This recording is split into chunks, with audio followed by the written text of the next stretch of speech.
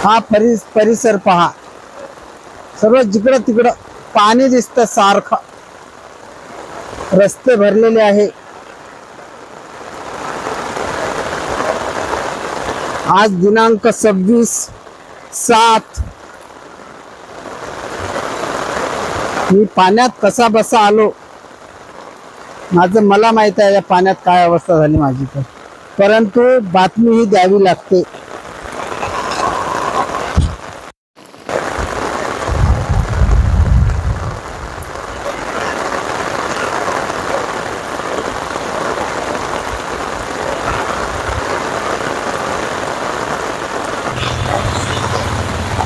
हा आहे Bhandara HDFC bank परिसर।